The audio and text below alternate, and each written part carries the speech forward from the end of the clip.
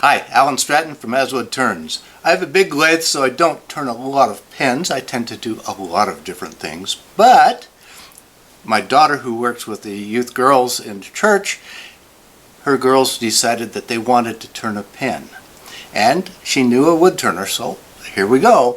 I recruited Stuart, who is my neighbor, excellent wood turner by himself. We gathered together some lathes, and with those girls we turned pens like these. It was a great experience for them. They want to redo it, and yeah, I'm willing to help them out again. Their friends want to do it also, so I guess that's the confirming thing on it. But there are a lot of options on pens. I thought I'd go ahead and make a video turning pens and show a simple pen that we can turn. It's a good break in the action from bigger stuff. So let's turn some pens.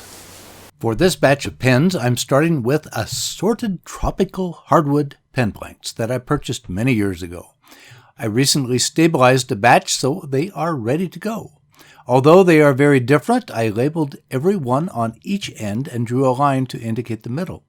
This is not particularly critical for this batch, but it is a good and quick practice to keep things straight. After setting a stop on a bandsaw sled, I cut the long end of each pen to about 1/8 inch longer than the tube. After resetting the stop, I am cutting the short end, making sure to keep the middle portion of the blank and cutting the excess from the end. This should best preserve the grain match in the middle.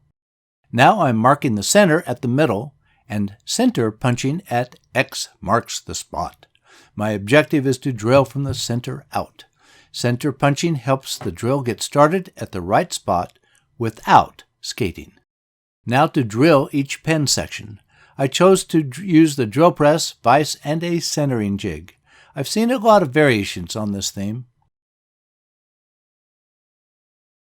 It is recommended to lightly sand the tubes. I learned this trick recently from Mark. At the disc sander, I lightly press the tube against the rotating disc, trapping it between the table and a board. A split second does the job. It actually takes longer to retrieve the tube than to sand the tube. To glue in the tube, I'm using the original Gorilla Glue for its foaming properties. I've filled one end of each tube with potato to reduce the amount of glue that will get in. Then swab the inside of the blanks whole with a damp Q-tip and also the outside of the tube. Gorilla Glue needs moisture to trigger the foaming action. After rolling the tube in glue, I insert it while doing my best to ensure complete glue coverage. I started with only a bead of glue. As the bead spread out, it got easier to cover. This is the only application of Gorilla Glue in my shop, as it is the only instance where foaming is desirable. Alternatives are epoxy and CA glue. Gloves are essential. I let the glue dry overnight. To clean up the glue, I used a barrel trimmer in a hand drill while holding the tube in a vise. Finally, it is time to turn the pen. The blank is mounted on a pen mandrel. One end fits the spindle's Morse taper, the other end is held by a cone center. Bushings are sized for the pen kit I will use. From the left there is a bushing, then the lower pen section, a bushing in the center, an upper section, and then another bushing before the final brass nut. Note that I used the original markings to mount it in the desired orientation. Starting with a bowl gouge at high speed, it does not take long to trim off the corners. Once it is round, my preferred tool is my skew. This is the perfect tool for the small spindle, which leaves behind a very nice and smooth finish. I keep the RPMs near maximum. My shape is simple. I do not want a lot of gratuitous features.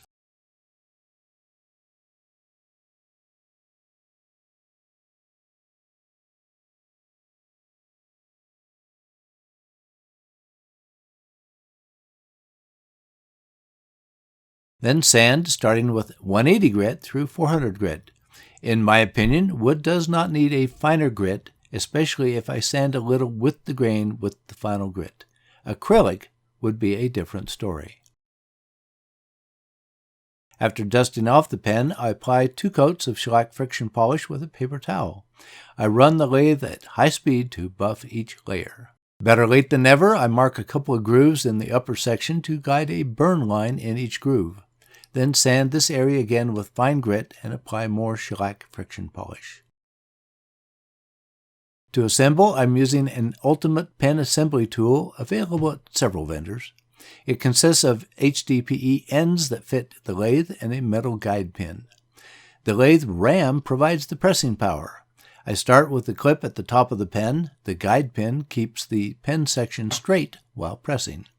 Then swap over to the tip, making sure to maintain the order and orientation.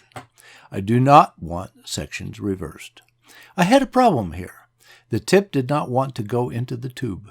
It turns out that I had not trimmed the tube quite enough. I went back to the barrel trimmer to correct. Then finished the job. Finally, press in the transmission, taking care to press in stages to avoid over-pressing. I press, check, press again. It is a pain to correct an over-pressed pen. Just a hint, a set of transfer punches can facilitate the job, but it is still not easy. That completes this set of pens. I have not turned pens for quite a while, but these are beautiful and may inspire me to turn them more regularly. Since I do have a large lathe, I will never specialize in pens. There is much more to turning life. As for the girls that Stuart and I help turn pens, they love them. Their friends now want to take a turn. Please give this video a thumbs up, subscribe on my website because my notifications are more reliable than YouTube.